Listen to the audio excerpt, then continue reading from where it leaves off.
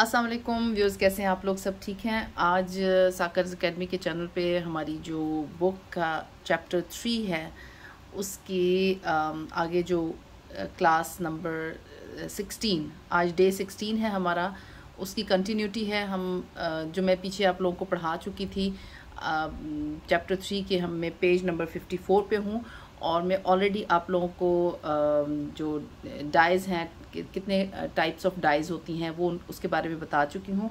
अब हम permanent dies का, जो मैंने कल आप लोगों को बताया था कि परमानेंट कलर्स की जो 3 कैटेगरीज हैं, 3 उसमें डिवाइड कर सकते हैं। उसमें अब 1 बाय 1 हम उसको पढ़ेंगे। जैसे कि मैंने आपको बताया कि एक है वेजिटेबल डाइज, यानी नेचुरल डाइज होते हैं, मेटालिक या मिनरल डाइज होते हैं, ये सिंथेटिक या ऑक्सीडेटिव डाइज होते हैं। तो अब हम इसको पढ़ेंगे वेजिटेबल हेयर डाइज के बारे में कि ये क्या चीज़ें होती हैं। तो 1 बाय 1 हम ये इन डाइज के बारे में डिटेल से पढ़ेंगे। पहले वक्तों में बालों को मुस्तकिल रंग करने के लिए मुख्तलिफ पौधों के पत्तों को सुखाकर उनका पाउडर बनाया जाता था और फिर पानी में घोलकर महलूल या पेस्ट बनाकर बालों पर लगाया जाता था, और ये तरीका आज भी दुनिया में मकबूल है, जिसके लिए मेहंदी का इस्तेमाल किया जाता है। मेहंदी के अलावा और भी पौधों के पत्तों या फूलों से बालों को मुख्तलिफ रंग करने के लिए इस्तेमाल किया जाता है, जैसे बाबा बूटी जिसे सेज कहा जाता है, बाबूना यानी कैमोमाइल, नील का पौधा यानी इंडिगो वगैरह, ये जो पौधे हैं ये इस्तेमाल किए जाते हैं। और ये तरीका कार गो के काफ़ी पुराना है, लेकिन इसमें वक्त बहुत ज़्यादा लगता है। यानी आप मेहंदी लगा के एक दफ़ा सर पे लगाएं और आप पूरा दिन बैठे रहें, उसके बाद आप वॉश करते हैं और फिर मेहंदी को बालों से निकालना भी एक अच्छा खासा मुश्किल काम है। ये कलर्स बालों की बैरूनी तह यानी क्यूटिकल पर एक लेयर बिठा देते हैं और बालों की अंदरूनी तह यानी कॉर्टेक्स तक नहीं पहुँच पाते।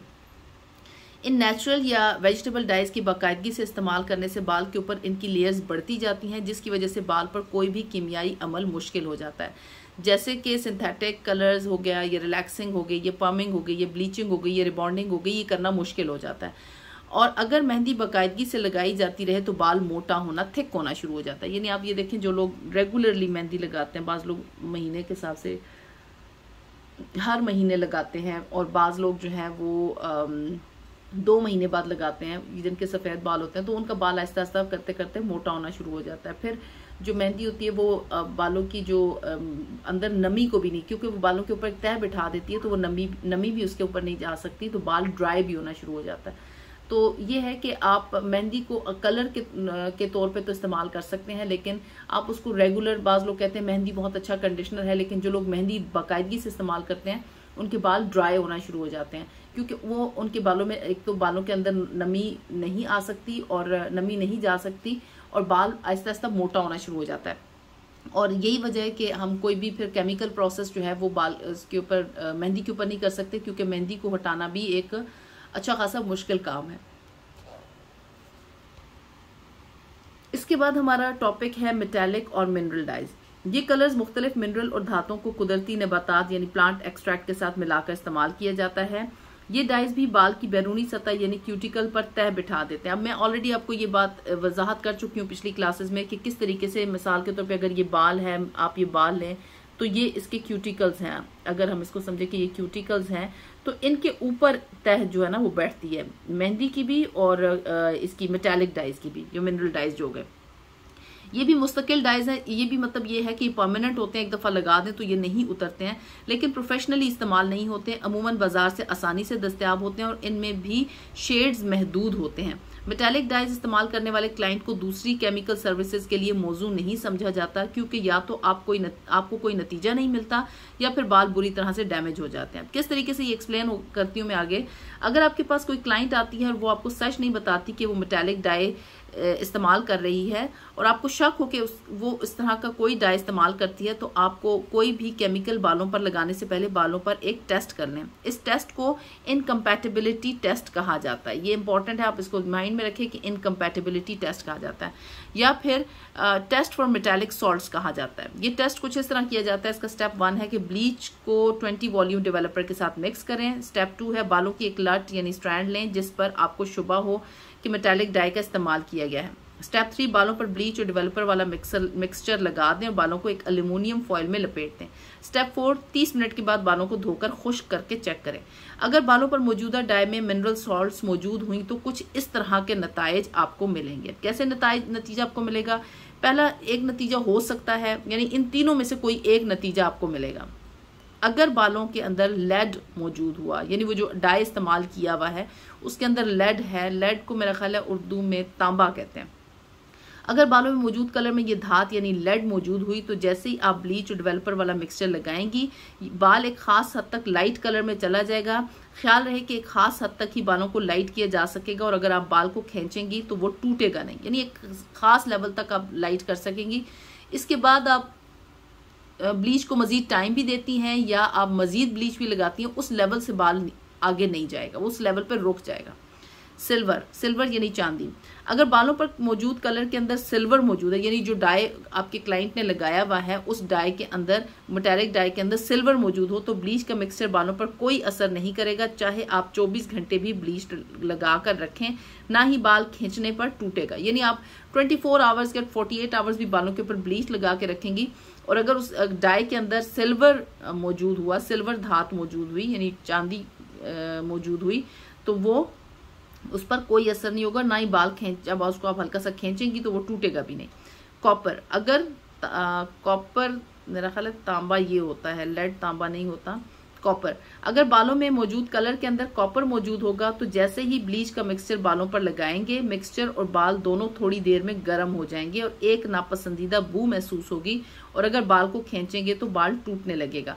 अब ये चीज देख लें कि अगर मेटालिक डाइज इस्तेमाल की हुई आपके क्लाइंट ने और आपने इनकम्पैटिबिलिटी टेस्ट नहीं किया और आपने डायरेक्ट बालों पे ब्लीच लगा दी तो क्या होगा कि बाल और वो जो डाई पहले से लगा हुआ था उसमें कॉपर मौजूद होगा तो बाल जो है वो एक तो हीट अप होके धुआं सा भी निकलता है, समटाइम्स आपको महसूस होता है धुआं सा निकलता हुआ, समटाइम्स बाल इतना हीट अप हो जाता है कि वो गर्म होके टूट जाता है। तो ये जो प्रोसेस होता है ये बहुत रिस्की प्रोसेस होता है और ये मैंने जब मैं पाकिस्तान में थी और वहाँ पे मुझे 2-3 दफ़ा लोगों ने ब्यूटिशियन ने शिकायत की कि हमने बालों के क्लाइंट के बालों में से कलर निकालने के लिए ब्लीच जब लगाई तो बाल ऐसे हीट अप हुआ और बाल जो है वो बुरी तरीके से यानी हीट अप होने के बाद टूटना शुरू हो गया और टूट के जब उन्होंने उसको जैसे उनको महसूस हुआ कि ये धुआं सा और बाल बहुत गर्म हो गया, उन्होंने वॉश किया तो वो सिंक में बाल गया वो गिर के टूट के गिरना शुरू हो गए। तो ये है कि आप लोगों को बहुत केयरफुल होना पड़ता है और इनकम्पैटिबिलिटी टेस्ट करना बहुत ज़रूरी होता है। आई होप कि ये मेटालिक डाइज वाला आपको समझ आ गया होगा। अब हम आते हैं सिंथेटिक या ऑक्सीडेटिव डाइज। मौजूदा डाइज में जो बुनियादी जो इंग्रेडिएंट यानी जो इंग्रेडिएंट होता है उसका एनिलाइन, उसको एनिलाइन डेरिवेटिव्स कहते हैं। अब एनिलाइन डेरिवेटिव्स क्या चीज होती है, यानी उसका जो खास जुज है वो एनिलाइन डेरिवेटिव्स होते हैं। इसका मुझे उर्दू में मतलब नहीं मिला तो इसलिए फिर मैंने इसको एज इट इज लिख दिया, आप इसको इसी तरीके से याद रखें, एनिलाइन डेरिवेटिव्स। इस कलर के नेक्स्ट पेज पे आ जाएं। इस कलर के मॉलिक्यूल्स को कोल तार से हासिल किया जाता है, यानी तारकोल जो होता है ना, ये जो लगाते हैं सड़कों पे भी डाला जाता है तारकोल, उससे हासिल किया जाता है और इसको हाइड्रोजन पेरोक्साइड के साथ मिक्स करके बालों पर लगाया जाता है। इसके अलावा इन डाइज में और अज्जा भी शामिल होते हैं जैसे कि कंडीशनर या एंटीऑक्सीडेंट्स वगैरह। ये डाइज पानी में भी जल्दी हल हो जाते हैं और उनके मॉलिक्यूल बाकी डाइज की निस्बत छोटे होते हैं और जब तक ये कलर अपनी ट्यूब के अंदर होता है इसके मॉलिक्यूल बेरंग होते हैं। जैसे ही कलर को हाइड्रोजन पेरोक्साइड के साथ मिक्स करते हैं और बालों पर लगाते हैं कलर का मॉलिक्यूल क्यूटिकल के जरिए बाल की दूसरी तह में दाखिल हो जाता है और कलर के अंदर मौजूद अमोनिया बालों के क्यूटिकल को खोलने में मददगार होता है। और जब कलर का मॉलिक्यूल हाइड्रोजन पेरोक्साइड के साथ मिलता है और हवा में मौजूद ऑक्सीजन जब इनके साथ शामिल होती है तो एक कीमियाई अमल वकू पजीर होता है जिसे ऑक्सीडेशन या फिर अम्ले तकसीद कहते हैं। इस अमल से जो कलर का मॉलिक्यूल छोटा होता है वो फूल कर बड़ा होकर कॉर्टेक्स में ट्रैप हो जाता है और साथ ही वो मॉलिक्यूल बेरंग से रंगदार होना शुरू हो जाता है। हाइड्रोजन पेरोक्साइड अगर स्ट्रॉन्ग इस्तेमाल किया जाए तो बालों का कुदरती रंग भी हल्का होना शुरू हो जाता है। जितना स्ट्रॉन्ग डेवलपर इस्तेमाल करेंगे बालों का कुदरती रंग उतना ही लिफ्ट होगा। इन कलर्स को हम ये मैं आपको इसका ये पैराग्राफ है इसको मैं थोड़ा सा समझा देती हूँ। देखिए जब आप ट्यूब ओपन करते हैं ऑक्सीडेटिव कलर्स की तो आपको मतलब क्रीमी सा या ऑफ वाइट सा या इस तरह का कलर क्रीम का होता है डाई का, वो यानी रंगदार नहीं होता। वो ऐसा नहीं होता कि जिस अगर आप बरगंडी का कलर लगा रहे हैं तो आप जब ट्यूब ओपन करेंगे तो वो बरगंडी का शेड ही होगा, ऐसा नहीं होता। वो होती बेरंग सी ट्यूब होती है, बेरंग यानी क्रीम सा कलर होता है, ऑफ वाइट सा। जो उसके अंदर मटेरियल होता है। लेकिन जब आप उसको मिक्स करते हैं, अगर आप उसको लेट्स से अभी अपने बालों पे नहीं लगाया, आप उसको बाउल में निकाल के हाइड्रोजन पेरोक्साइड के साथ मिक्स करें और फिर उसके बाद आप उसको अच्छे से पेस्ट उसका बना के और आप थोड़ी देर के लिए छोड़ दें, तो वो जो हवा में मौजूद ऑक्सीजन होती है वो जब मिलती है, ऑक्सीडेशन का प्रोसेस होता है, तो वो क्या होता है कि वो जो उसका बेरंग मॉलिक्यूल होता है ना, वो रंगदार कलर में चेंज होना शुरू हो जाता है। एकदम से नहीं होता, लेकिन थोड़ा सा टाइम गुजरने के बाद वो चेंज होना शुरू हो जाता है। और यही प्रोसेस होता है कि इस दौरान आपने क्या करना होता है, उसका कलर चेंज होने से पहले पहले बालों को के ऊपर वो डाई को लगाना होता है। जब आप उसको लगा देते हैं तो उससे क्या होता है कि बालों के जो अंदर अमोनिया, जो डाई के अंदर अमोनिया होता है, वो बालों की क्यूटिकल्स को ओपन करता है। कलर का जो मॉलिक्यूल होता है वो बाल के अंदर दाखिल हो जाता है। फिर वहां पे जाके हवा के अंदर ऑक्सीजन होती है वो मिलती है, मिल के हाइड्रोजन पेरोक्साइड और ये तीनों चीजें मिलके ऑक्सीडेशन प्रोसेस करती हैं। और हाइड्रोजन पेरोक्साइड जो है वो साथ ही जो बालों का कुदरती रंग होता है उसको भी उसके ऊपर भी असरअंदाज होता है, उसको लाइटर टोन पे लेके जाना शुरू हो जाता है अगर आपने स्ट्रॉन्ग डेवलपर इस्तेमाल किया हुआ है। अगर आपने 10 वॉल्यूम इस्तेमाल किया हुआ है तो बालों के नेचुरल कलर पे कोई फर्क नहीं पड़ेगा। लेकिन अगर आप सफेद बालों पे काम कर रहे हैं तो फिर तो हाइड्रोजन पेरोक्साइड ने कोई वर्क नहीं करना कलर के ऊपर, और वो क्या करेगा कि वो ऑक्सीडेशन के प्रोसेस में मददगार साबित होगा और वो ऑक्सीडेशन का प्रोसेस जो है वो उसको मुकम्मल करेगा और बालों का जो अपने हेयर डाई का जो मॉलिक्यूल था वो बाल के कॉर्टेक्स में जाके तो उसको वो कलर उसमें आना शुरू हो जाएगा। यानी थोड़ी देर बाद वो एक फूल जाएगा, फूल के वो क्या होगा, मॉलिक्यूल ट्रैप हो जाता है, वो क्यूटिकल से नहीं निकल सकता, वो स्किप नहीं कर सकता और इस वजह से वो अंदर ही ट्रैप रहता है। और फिर वो जो उसका थोड़ी देर के बाद जैसे आप डाई में आप देखते हैं कि कलर आना शुरू हो जाता है, जो भी आपने डाई लगाया, चाहे वो आपने रेड लगाया, ब्लू लगाया, बरगंडी लगाया या गोल्डन लगाया, वट एवर जो भी कलर आपने लगाया वो आहिस्ता आहिस्ता वो कलर आना शुरू हो जाता है। वो आपको दिखता भी है, नजर भी आता है कि वो जो आपने पेस्ट बालों के ऊपर लगाया था वो कलर चेंज कर रहा है। और ये आप याद रखें कि आपने बाउल के अंदर प्रोसेस को नहीं होने देना, आपने कोशिश करनी है कि आप फ्रेश मटेरियल बालों के ऊपर लगाएं ताकि वो जो कलर चेंज करने वाला प्रोसेस है वो बाल के ऊपर जाके हो, बाल के अंदर जाके हो, बाउल के अंदर ना हो। और आप ये ज़्यादा सा मिक्सचर बना के आप लोग रख लेते हैं और आप जब आप फ्रंट का पार्ट करते हैं तो पीछे के पार्ट में के पहुंचने तक वो क्या होता है कि वो बाउल के अंदर ही कलर का जो चेंज होना शुरू हो जाता है, उसका जो हेयर डाई होता है उसका कलर चेंज होना शुरू हो जाता है। तो ये इस चीज़ का आपने खास तौर पे ख्याल रखना है, ठीक है। इन कलर्स को हम दो अकसाम में तकसीम कर सकते हैं, लाइटनिंग डाइज और कवरिंग डाइज। लाइटनिंग डाइज वो हैं जो बाल के कुदरती कलर को भी लाइट करते हैं और साथ ही एक नया शेड भी देते हैं। इन डाइज के लिए डेवलपर भी स्ट्रॉन्ग वॉल्यूम का इस्तेमाल किया जाता है। और कवरिंग डाइज सिर्फ सफेद बालों को 100% डाई करने के लिए इस्तेमाल किया जाता है। आई होप कि ये आपको क्लियर हो गया होगा। सिंथेटिक डाइज इस्तेमाल करने के फवायद। इन डाइज के इस्तेमाल से कोई भी नेचुरल शेड हासिल किया जा सकता है। इनके नताइज देरपा और परमानेंट होते हैं और जब बाल ग्रो कर जाता है तो रीटच की जरूरत होती है। इन डाइज के इस्तेमाल से आप एक साथ बाल के कलर को लाइट भी कर सकते हैं और नया शेड भी ला सकते हैं। यानी आप ये सिंथेटिक डाइज हैं, इसके बेनिफिट्स आपको, इसका फायदे क्या है ये बता रही हूँ। तीसरा फायदा ये है कि ये डाइज 100% सफेद बालों को मुकम्मल कलर करते हैं। चौथा ये है कि ये डाइज बालों की बैरूनी सतह पर तय नहीं बिठाते, जिसकी वजह से कोई और केमिकल सर्विस आसानी ली जा सकती है। तो क्योंकि ये ट्रैप नहीं, क्यूटिकल को बंद नहीं कर देते, क्यूटिकल के ऊपर तय नहीं बिठाते, इस वजह से आप कोई भी केमिकल सर्विस जैसे पर्मिंग है, रिबॉन्डिंग है, हाईलाइट्स हैं, वट एवर जो भी आप चाहते हैं वो आप कर सकते हैं। चूंकि ये डाइज बालों की दूसरी तह कॉर्टेक्स में जाकर अमल करते हैं, इसलिए इनके नताइज बहुत नेचुरल दिखाई देते हैं, क्योंकि इसका रिजल्ट होता है बहुत नेचुरल होता है। अब सिंथेटिक डाइज इस्तेमाल करने के नुकसानात भी देख लेते हैं। सबसे पहले कि इनको लगाने से पहले पैच टेस्ट करना जरूरी होता है, यानी इसके साथ एलर्जी हो सकती है। पैच टेस्ट का आगे जाके आपको बताऊंगी कि पैच टेस्ट कैसे किया जाता है।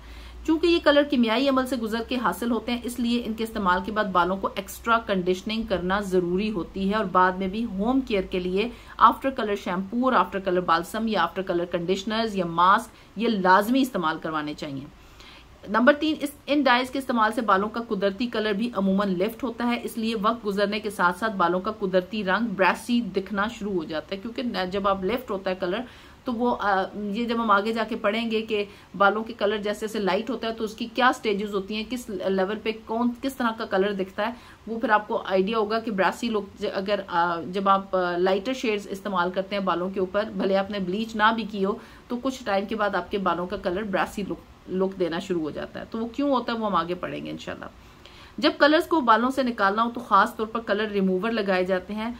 कलर रिमूवर की मैंने अभी रिसेंटली वीडियो अपलोड की है, आप लोग देख सकते हैं कि कलर रिमूवर किस तरीके से वर्क करते हैं। उसमें मैंने काफ़ी डिटेल से, मेरी 3 वीडियोस ऑलरेडी मौजूद हैं, 2 मैंने वर्बल हैं और बल्कि 4 हैं, और 2 जो है वो किस तरीके से आप अप्लाई कर सकते हैं, उसका प्रोसीजर कैसा है, वो सारा मैंने वो वीडियो अपलोड की हुई है। वो अभी रिसेंटली भी एक वीडियो अपलोड की है, वो आप देख सकते हैं। मुसलसल शैम्पू करने से ये कलर्स भी फेड आउट होते हैं। इन कलर्स को भी अगर फ्रेश ना किया जाए तो बालों की यानी बुरी ब्रैसी टोन नजर आना शुरू हो जाती है। अच्छा, ये आगे कलर व्हील एक दिया हुआ है, इसमें जैसे ये बताया हुआ है कि ये शेड्स हैं, ये ह्यूज हैं, टेंट्स हैं, यानी टेंट और ये शेड्स, ह्यू, टेंट वगैरह ये मैंने आपको पहले बता दिया था कि ये क्या चीजें होती हैं। कॉम्प्लीमेंट्री टेंट्स हैं। नॉर्मली हम टेंट का लफ्ज इस्तेमाल करते हैं, हेयर डाइज के लिए हम टेंटिंग का लफ्ज इस्तेमाल करते हैं, टेंट्स इस्तेमाल किया जाता है। ह्यू का लफ्ज ज्यादातर जो लोग पेंटिंग्स करते हैं या पेंटर्स होते हैं वो लोग ह्यू का लफ्ज इस्तेमाल करते हैं। शेड्स दोनों में इस्तेमाल होता है। पेंटिंग करने वाला आर्टिस्ट होते हैं वो भी इस्तेमाल करते हैं, और हेयर कलरिंग करने वाले भी शेड्स का लफ्ज इस्तेमाल करते हैं हेयर डाई में। ठीक है, तो ये अब हमारा हो गया, ये मैंने आपको कलर व्हील भी बता दिया, और ये हमारा चैप्टर 3 जो है वो खत्म हो गया।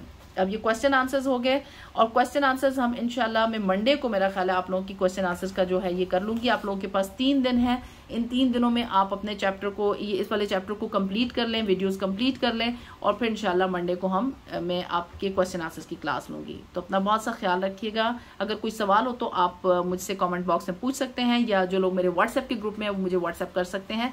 इंशाल्लाह फिर मैं आप लोगों को व्हाट्सएप के ग्रुप में ही जवाब दूंगी। अपना ख्याल रखिएगा। Take care. अल्लाह हाफिज।